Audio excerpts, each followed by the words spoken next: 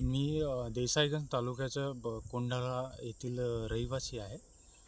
अ, आज या सिंधराई घाटावरती आमचे पत्रकार बंधू आणि आम्ही या ठिकाणी आलो असता यापूर्वी रेल्वे कामाकरिता नवीन रेल्वे वळसा गडचिरोली या कामाकरिता देसाईगंज तालुक्याच्या कोंढाळा येथील सिंधराई रेती घाट 4806 ब्रासकरिता दिला होता. या ठिकाणी 4806 ब्रास उपसा करून झाल्यानंतरही अजूनपर्यंत अवैध उत्खनन उपसा सुरूच असल्याचा प्रकार दिसून येत आहे. आज या ठिकाणी नवीन ताजे निशाण दिसून राहिले JCB व इतर साहित्यांचे. तरी याकडे संबंधित गावातील तलाठी आणि मंडळ अधिकारी दुर्लक्ष करून राहिले.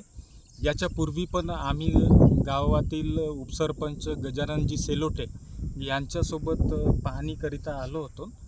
आल्यानंतर त्यावेळेस उपसा ज्या ठिकाणावरून करण्यात आला होता त्या ठिकाणी आता त्यातील उपस्यावर रेती यांनी टाकलेली दिसून येत आहे. संबंधित कंत्राटदार हे शासनाच्या महसुलात चुना लावण्याचं काम करीत आहे. प्रकरणी त्यांच्यावर तात्काळ या वाळू उपशावर आळा घालून तात्काळ कारवाई करण्यात यावी. मी कोंढाळा या गावातील रहिवासी या नात्याने मागणी करीत आहे.